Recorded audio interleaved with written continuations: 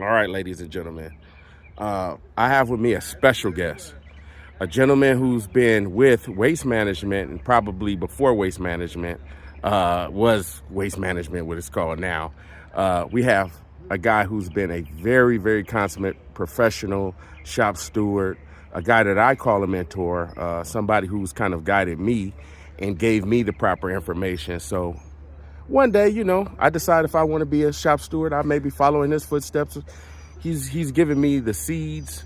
He's planted the seeds to kind of understand what this whole trash industry is about, specifically for the Teamster side. I would like to introduce to you guys the one, the only, the Jose Serrano. All right. So thank you for joining me, sir. Thank you for having me, Mr. Brian. Thank you for all your compliments. I appreciate it. I hope all what I'm saying is helpful. It helped you out. So I'm here to answer your questions. Absolutely, absolutely. Okay, so tell me a little bit more about you, like how you were raised, growing up, like what area you grew up in. Oh, we gotta go back in the years. I'm from Mexico. Okay. A little town, actually it's a ranch, only where the town where I was born, only where 10 houses over there. Okay. So when I was a kid, I used to play on the ground, on the dirt. No beautiful houses. Right. All wood houses out there. Yes. So I immigrated to the United States in 1975 over here. So since then, we're here. Actually, I finished my childhood over here because when I got here, I was 16 years old. Okay. Yeah. 16 years old. Yeah. So 16 years old, you come to this country? Yes. Okay, and what part do you kind of start, what part of America do you kind of grow and learn, kind of what's going on? Like what area do you make your bones, or I don't know how to say it. Yeah, well, I got here like all the immigrants came out here looking for the American dream. Okay. And when I got here, my first city, when I got here was Sun Valley, in the Valley. Oh, Valle. Yeah, in the Valle, yeah, in Sun Valley. Valley boy. Yeah. Yeah, I was there, and well, I started looking for a job. And I remember I went to some factories around there and asking for a job. They asked me what I know to do. I said, well, I don't know. I'm here to work. But they couldn't hire me because I was still underage. I was 16 years old. So I started going to school to learn English a little bit. So, but I didn't have right, no car. So I was interrupting my classes like that, so always struggling and trying to get a job to send the money back to Mexico. Yeah, so I was there in the Valley since I'm married. I married when I was still young. I was 20 years old when I married. Oh, wow. Yeah. That's not too bad, yeah. I think I got married around 26 or 27, around, so I was young too, yeah. Okay. So that's very understandable. So you're in the Valle, man, and most people don't know the Valley is a huge part of Los Angeles, but they kind of say that's not LA, but that's really, a lot of LA is in the Valley, right? But people kind of look over that. So you're coming up, you're trying to find a way to kind of survive, you get married. How do you get into the trash industry, or how do you find out about the trash industry? Well, listen, first of all, I started, and my first job was a sewing machine. Okay. Yeah, and then I'm married. I saved some money. I went back to Mexico, and I met my wife over there. Okay. So we married in Mexico, and we came both together to the United States. All right. So we started working together, both, and we got our own factory, factory for clothes.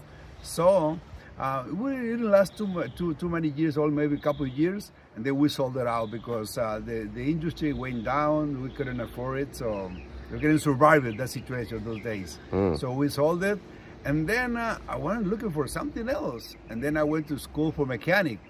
So I started learning mechanic, and then one of my cousins was working in the trash industry in a little company in Carajay. And he asked me, hey, cousin, you should go to ask for a job over here. You're strong, you can push containers. I told him, no, I should go ask for mechanic, probably. And he said, okay, they need a mechanic. And then I went to the yard and asked for a mechanic job. And they told me, hey, we need for trash, to push containers. Can you do that? I said, sure, I can do it. No, it doesn't matter. Since then, in 1985, I started over there. Wow. Company. The name of the company was, can I say it?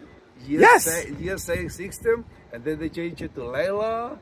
And oh my goodness! Transferred to Western Ways. Right. It was open up like that. That's cool. Yeah, moving. Western Ways. Western Ways. Can you tell me a little bit about Western Ways? Yeah. Well, those years, like what kind of trucks were you working on? Oh, Western. I would like to hear all of that, like the type of trucks. Yeah. First of all, when I started, it was in house to house and residential. Okay. We used to use we pick up the truck by hand.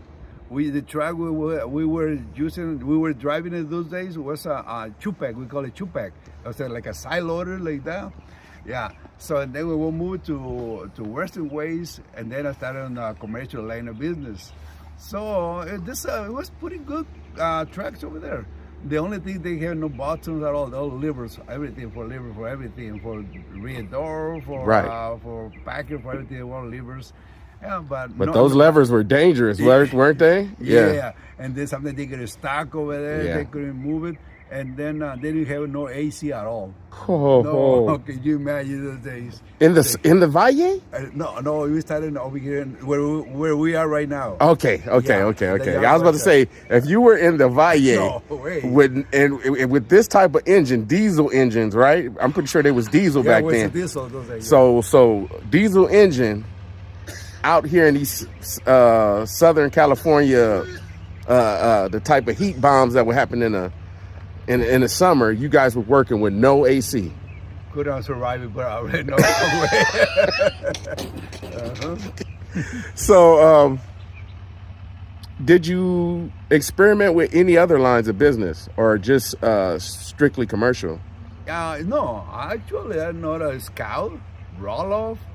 Bean department, bean deliveries, so pretty much everything. Yeah, except the side loader right now, the automatic they have right now. I never drove it before. Okay. So, but all the line of business, I know all of them. Yeah, that's great. Also, when I was in the other company, I was a swim driver as well. So I have experience for all kind of line of business. Wow. Yeah. So tell me a little bit about the swing driver. Your swing driver days. Did you like it? Were there some challenges? It was a lot of challenges. Also, well, those days before it was totally different than now because we have the swim driver had the same salary as the rest of the drivers. Okay. So we had no benefits. Okay. And then one of the managers was telling you to finish the route faster than the regular drivers to burn them out. I see. Yeah. Right. That's the thing I didn't like it. Then the first time I had the opportunity to go on a regular route, I moved to the regular route, and I was not covering normal route like that. Now, why? Why would you do that? I mean, why would you just go from swing driver to having a steady route? What would compel you to do that? Because I was battling, looking for addresses, and those days before we didn't have a GPS. We were using map books. Ooh, yeah. Yes. So it was taking me to a long time to finish the route, finishing the routes, and then the manager was pushing me to finish it earlier. That's why I want to stop battling, struggling with managers too. So that's why I decided to go to the city route. Okay. Yeah. Since then, I got the commercial line of business route and. North Long Beach. Yes. So they were moving me. Moving me forward to Wilmington, South Bay. City, They're pushing South you. Bay, Yeah. South Bay, Lomita. Yes. Torrance, all the way down there. What's in my area over there? Wow. All the way up until now, where you? To now, exactly. You're a neighbor of mine. Exactly. He's a neighbor of the South Bay. I can actually give him a camera and he can show you his stuff. You know, that's how close he is to me in Torrance. Yeah. So, my question to you is, what did you see as far as safety with the industry, like the changes? I remember there was one guy by the name of, I believe his name was, it was a guy that used to work here. That was his brother. Now, he was a guy who crossed the street, I believe, because there was a customer across the street that flagged him to go across the street to service the can. And in doing so, he got struck by a vehicle and passed away. It was a fatality. I forget the guy's name. Magana. Yeah, there we go. exactly, Magana. bro. Now, I believe he used to work here. Magana used to work here and retired. That was a brother. He has another brother that works at Republic, I believe, as well. But this was like a major thing in the industry. So what are some of the changes that you saw as far as safety in the industries, specifically regarding any kind of fatalities, losses of life, changes that were made? Because, 40 years is a long time from how you started to up to now. Like, what changes have you seen? Yeah, there were a lot of changes then and now, because now, well, I think we the drivers are more prepared as well, because we have more participation with the union, and then we are more informed. We get more knowledge about safety, and then the companies start enforcing the rules more. They are more strict. They now let you go. Like now the curriculum rules said double-sided, like that happened with this incident that you tell, the fatality. That happened. We didn't have a curriculum rules before. Now they don't allow you to cross the street to get another container. Right. So that's the big improvement for us. Improvement, exactly. Okay. And then we are not in a rush all the time. I know you are responsible for finishing your route. You know how to do it. They give it to you. They giving you the route and go do your job. And you are responsible. You try to finish it in the same time. You say, okay, you're pushing yourself now. Yeah. Okay. I think that thing works a lot. They let you do your job. Nowadays, I feel a lot more comfortable. Unfortunately, it's time to me to leave. Now I understand better the job, man. Yes. So we're going to get into that. I'm building up. We're going to get to that. Has there been any, unfortunately, as you know, I constantly mention this in my videos, but the sanitation industry, unfortunately, is among one of the most deadliest jobs in the nation. And as a result of working 40 years, I am curious to know, has there been any drivers? Have you ever seen drivers who laced up their steel-toed boots and went to work, and unfortunately they just never made it back? Being in the industry as long as you have you personally dealt with any co-workers that have lost their life? Unfortunately, this being an unsafe job, and we constantly put our lives at risk. Well, yeah, there's what I heard, when the big accidents happened in LA. I'm not sure exactly, but what I heard, the story about that was he missed a container for something. He left the container. He stabbed the container. He dropped it out, but the container didn't stay. And then he tried to get out of the truck without putting the maxi brake. And he get out of the truck. Once he jumped out of the truck, with the door open, he cut his leg. He cut his leg right there on the scene right there.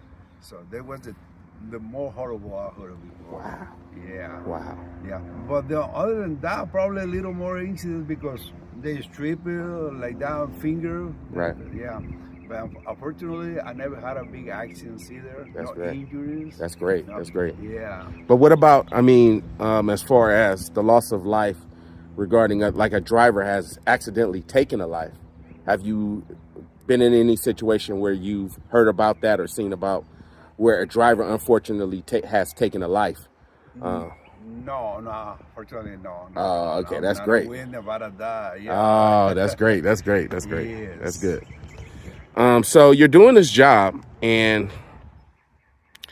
you happen to somehow acclimate to becoming a shop steward, meaning like you see the union, it piques your interest, and you decide, I'm going to get involved with the union. So my question to you is, when did you start getting involved with the Teamsters Brotherhood? And when did you start saying, you know what? I'm taking this 396 stuff a lot more serious. I'm taking this union stuff a lot more serious than some of these other drivers.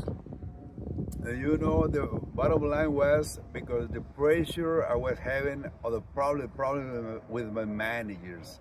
So I want to know more about myself, about the rules and about the contract language. And that's why. And one day the union called us to the park for a steward's election. And one of the guys over there pointed me out. He said, I want Serrano to be chief steward. I said, well, he said it. And then the rest of the guys said, yeah, Serrano, go. I said, well, I had no choice now. I know it was a big responsibility for that, but I took the challenge. Right. So since then, I started coming to the general meetings, coming to the steward seminars, and try to pass this information to the members in the yard. If like I told you guys before, if something I don't know, I'm gonna tell you. I'm gonna speculate. Oh, maybe this and this. No, I'm gonna tell you. I don't know. I'm not sure. I'm gonna find out. Okay. Once I get the answer, I'm gonna tell you exactly what it is. But I don't want to speculate anything like that. Okay. I want to be honest with the rest of my fellows. That's great. That's great. Yeah. So you're part of the Teamster Brotherhood. You're going to these meetings. One of the common beliefs by drivers is that, dude, what's the deal with this whole Teamster stuff? This is a UPS union. You guys go to that stuff. They don't even acknowledge you guys. What's the point of you guys going to these union meetings, right? And I initially had some of the same beliefs, right? And then I think I worked with you and we were talking about some things, right? And you were educating me, right? Got me right on the right path. So my question to you would be the growth that you've seen from sanitation when you started as a shop steward, attending these meetings, up until now. You know what? Because they now open more participation to the one of the trustees and give it the information and give it the message to the sanitation industry nowadays. Like I said, that Moran is doing it right now. He have a time to explain what's going on in the waste industry. But before, we didn't have no chance to talk about at all. Because the secretary we had before, they thought the meeting was totally focused for UPS. Now, you heard that now, UPS and sanitation. Neck and neck. They're connected. Neck and neck. Both of the biggest one. Yep, so peanut butter and jelly. They're accountable with them too. So they count on us too. Yes. Particularly, yeah. Right. That's why I say the big improvement from since then and now. Yeah, we have all the trash. The vice president is from trash industry. Bonales, they just got left. He wasn't there too in the trash industry. So we got a lot more improved now. Now we have a voice over here. Yes. In the local. Yeah. That's just in my little short period of time. Getting involved, which I would say is within the past couple of years, maybe a year and a half. Mm-hmm. I've been starting to say, you know what, I'm start going to these meetings, right?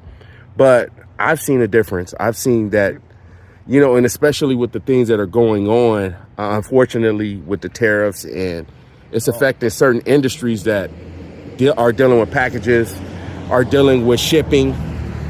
These are, unfortunately, they're dependent upon shipping and tariffs and things of that. So, you know, I'm starting to see a lot of positive changes.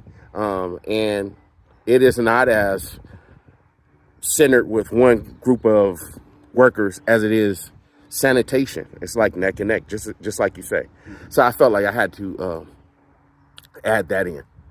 So with this knowledge of you being a shop steward, sometimes we have to bring up the pressure, the negative aspect, the yin and the yang. Now, you happen to be a part of the company when we had to strike, or the company had to strike against the Teamsters, and you witnessed some things.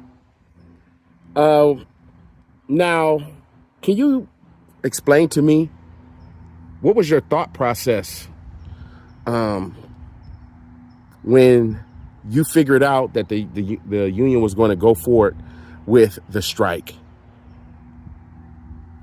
Well, I think was a miscommunication. The one that we went on strike those days was a miscommunication. The team, negotiator team we had before didn't communicate us enough what was going on.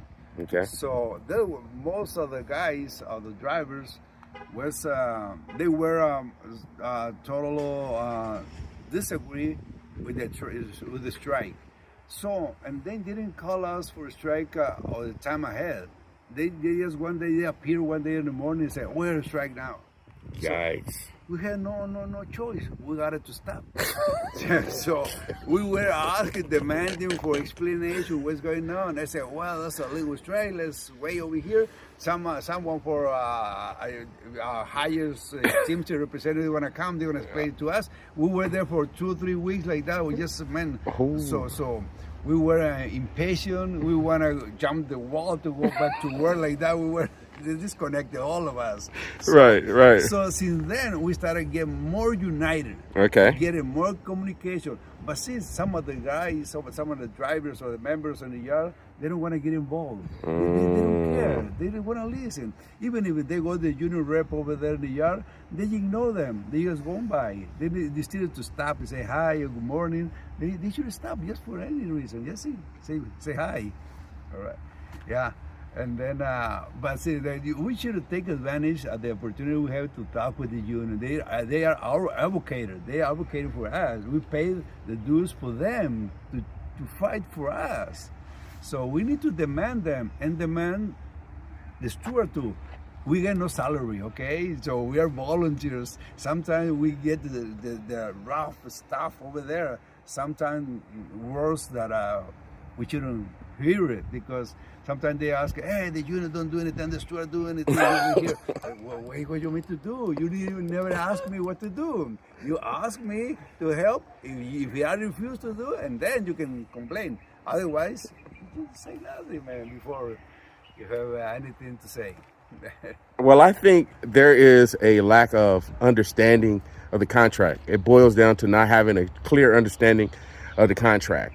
And a lot of guys will be upset about something that the union has no control over, right? Like you're personally upset with something that is not in the contract, and it's nothing that anybody can really enforce. So a lot of that frustration, you guys get it. You guys get the brunt of the attitudes, or oh, this guy doesn't do nothing. These guys, whatever, they say whatever stuff that they say. But a lot of it boils down to, I think, not having a clear understanding of the contract bargaining agreement. So you touched on the union drivers walking past, not really being respectful or showing that respect towards the union leaders. I notice it still to this day. And my question is, with your 40 years, you're pretty much at the twilight, right? We're getting towards that R word, right? And we're going to get to that. But my question is, why? Here, how do I put this into words? How do we get the drivers to take the union more seriously? Because it seems like these guys only take it serious when their job is on the line, or you need the job. Hey man, they're going to do this to me. This is my 3rd accident. Let me call so-and-so. Let me call Juan. Let me call some of these guys to try to see. You only use the union when you need the union, but if you don't need the union, it's like whatever. So, what are your thoughts on that?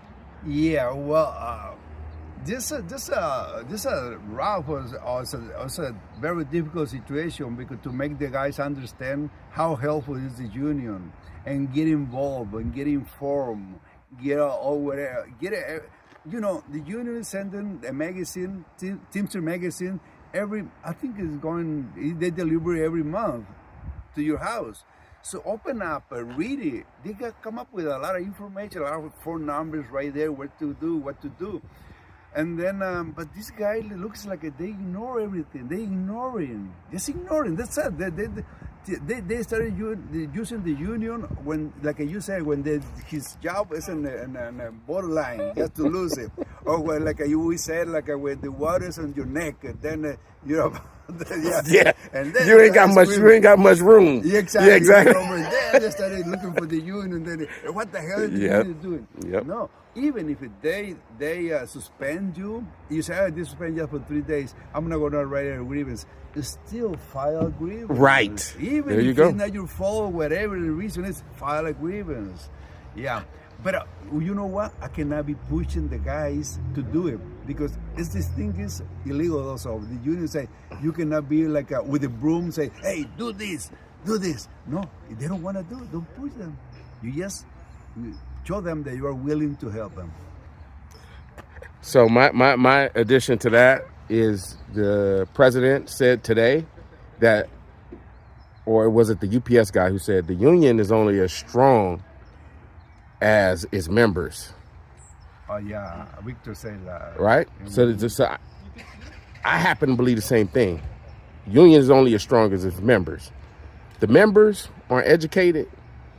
They don't know the contract. They're being violated. They don't even know, or if they do know that they're being violated and they don't want to speak up and they don't want to do whatever they have to do, file a grievance, speak up. How can you expect? It's almost like you want somebody to fight a battle for you that you don't want to fight yourself. Exactly.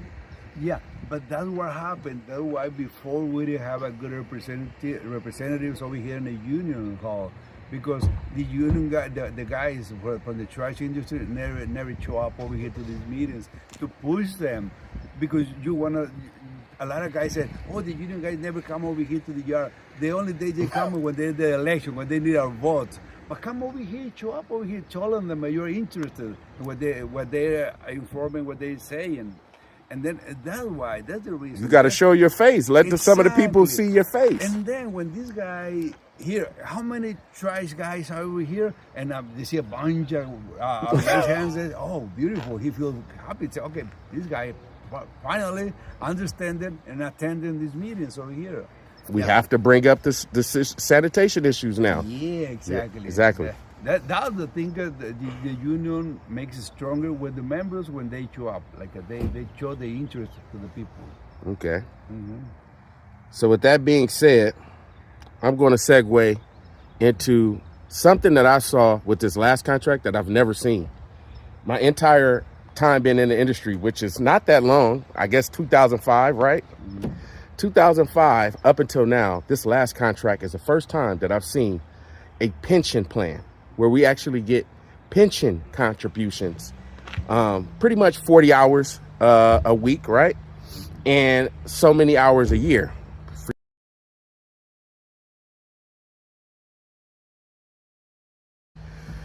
But we were speaking about a situation recently where I believe the Brotherhood 396 threw an event, and we were just going over this event and we were like, oh, this is beautiful. So trash man, we can go to this. And then we look at the fine paperwork and it says, no, this is only for the UPS, right? And what they have going on. So I wanted you to kind of further elaborate on, just your thoughts on that. Yeah, well, that's a situation like that. Well, you don't have to. I put it to you like this: you don't have to say anything negative, but I just want you to kind of pontificate why you feel that drivers need to be involved, because I think it kind of plays on what we were already talking about. Yeah, the thing is, people need to realize how important it is to be involved in this, and then thinking on the future. Some of the guys are living day by day or week by day or check by check. they probably not thinking in a future and a retirement. That's why they want to see the money in a check. They say, I want to see the amount right now in a week. But what about the future? What about the health benefits? What about all the stuff like that? Like now, I'm gonna be retired in 10 more days. Wow. So that's what I need to. I have the experience to explain it to you guys how important it is to build a good union and good benefits for the future. Good plan retirement, because now I can see the difference and the benefits. And now they said the plan of the pension we have right now is a lot. What's a galaxy. Better than a galaxy better. Yeah, it's a whole other galaxy. But the people that are gonna retire in 10 days more, 10 years more, they're gonna get a lot more benefit than what I'm getting right now. Unfortunately, I had the age to retire. I can stay. My power doesn't. Please, he's a young man on it. If y'all see him, y'all don't know if he's 35 or he's 60. No. You don't even know. 66, anybody that look at him. He say 66. You wouldn't even know. He keep himself up. He can still move and he can still hang with them. Hey, so okay. I'm getting tired here. All right, so we get into it. We seen the recent developments where they posted a route and it maybe or maybe not. It was yours, whatever, and everybody's kind of like, man, he's you're pretty much out the door. You decided to. What was it that made you say, you know what, that's enough? That's enough. I would like to hear what made you decide. That's it. It was I was planning my retirement since a year ago. So when I was getting my 65 years. I was on my birthday ready with my whole family, my Charles, my wife, and I thought, you know what, I'm planning to retire by my birthday. I said, but when I was talking about that, I felt my throat like I was closing, like I want to cry. And then one of my daughters told, you know that nobody's telling you to retire, nobody is telling you to leave. So you don't feel comfortable, you feel okay, keep it working, and whenever you decide it. And then I changed my plan and said, okay, I'm gonna extend it for maybe for my 4 more months. And then when I got on 4 more months, I said, no, maybe not, it's too soon still.